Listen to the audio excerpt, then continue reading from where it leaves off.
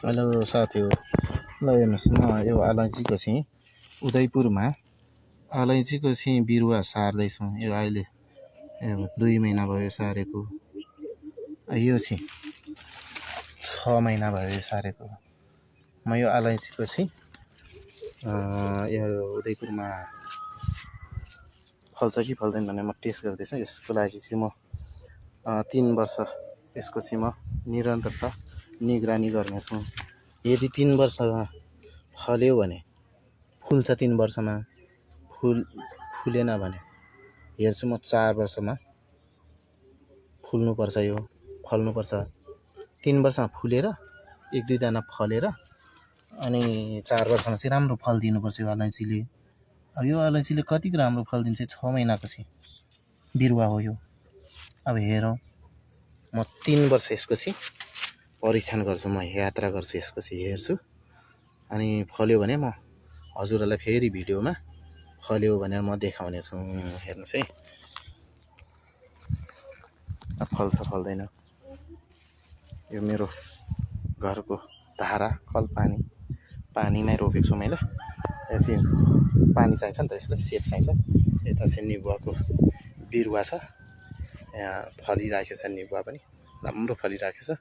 यता चाहिँ आँप छ, यता चाहिँ लिची छ हैन, यता चाहिँ आँप छ। फेरि यहाँ आँप पनि राम्रो फलिराखेको छ। अनि आँपको बगैँचामा चाहिँ मैले मरिच पनि लगाएको छु।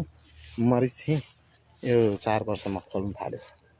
यहाँ मरिच राम्रो फल्नु सुरु गरेको छैन, अझै राम्रो फल्छ होला।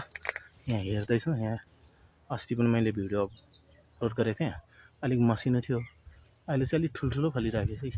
अस्ति मसिनो बिरुवा थियो, अहिले फलिराखेको छ। यो बिरुवा मसिनो दाना देखेको थिएनन् अस्ति भिडियोमा, तर अहिले चाहिँ अलिक ठुलो भएर देखिराखेको छ। यत्रो फलेछ।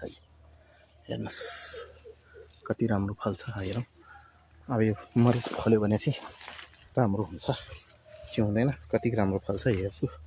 अब यता चाहिँ लिचीको बिरुवा। अब चाहिँ म भिडियो गरेर होइन भ्लग हालेर भाइरल हुनु खोजेको। यहाँ छिमेकी बहिनीले चाहिँ के साह्रो भाइरल हुनु खोजेको भन्दै हुनुहुन्छ। यहाँ फुलिराखेको छ है, यस्तो राम्रोसँगले। यो चाहिँ पाहाडमा हुने खुर्पानी हो, तर यहाँ तराईमा नहुने रहेछ। यो चाहिँ 5 वर्ष भइसक्यो, फलेन। यो फुल्ने बेलामा चाहिँ हरियो हुन्छ, अनि फल्दैन। यो फल लाग्छ कि भने हेरेको, फुल्छ अनि फेरि झर्थ्यो पहिला। अहिले चाहिँ फुल्दैन, यो चाहिँ हरियो मात्रै हुन्छ। अनि यसको बिरुवा चाहिँ मैले रौता डाँडामा लगेर सार्ने कोसिसमा छु। एउटा बिरुवा चाहिँ सारिसकेको छु, सर्छ सर्दैन हेर्नु जानु लागेको छु। कुनै बेलामा गएर चाहिँ हेर्छु। अब यहाँ चाहिँ मैले एउटा कलमी बनाएर राखेको छु होइन। यहाँ चाहिँ जरा आइसकेको छ, यसको चाहिँ जरा यहाँनिरबाट आइसकेको छ। राम्रोसँगले हेऱ्यो भने देखिन्छ, यसमा अलिअलि देखिन्छ। यो टुसा आइसकेको छ, यसलाई बिरुको बन्दारी राख्नुपर्छ, फेरि बिग्रिन्छ।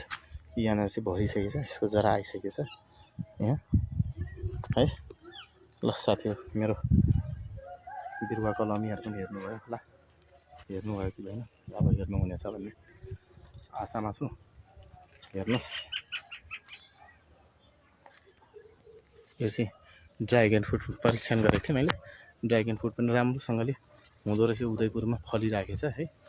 ड्रागन फ्रुटको फल पनि देखिराख्नु भएछ, हुँदो रहेछ। यसमा चाहिँ ड्रागन फ्रुटलाई चाहिँ हामीले यसमा बिरुवा बनाएर जमिन हुँदाखेरि चाहिँ ड्रागन फ्रुट रोप्यो भने हामीलाई फाइदै हुने रहेछ। यसमा जोडी फल्छ ड्रागन फ्रुट। कोही बेला चाहिँ फल्दाखेरि चाहिँ एउटै आँखामा चाहिँ 2टा फलिराखेको छ होइन। यता फुलिराखेको छ, अर्को यता पनि फलिराखेको छ। यहाँ फुल बिग्रेर यस्तो भइरहेको छ। यता घरको फुलहरू फुलिराखेको छ, यस्तो राम्रोसँग फुलिराखेको छ। यस्तो राम्रो फुलेछ। हेर्नुहोस् फुल कति राम्रो छ। यो फुल आँप पाकेर झरेर ड्रागन फ्रुट यहाँनिर पनि मैले रोपेको छु, राम्रोसँगले हुँदो रहेछ र मैले यहाँनिर बिरुवा रोपेको छु। आँप पाकिरहेको छ, एउटा 2टा।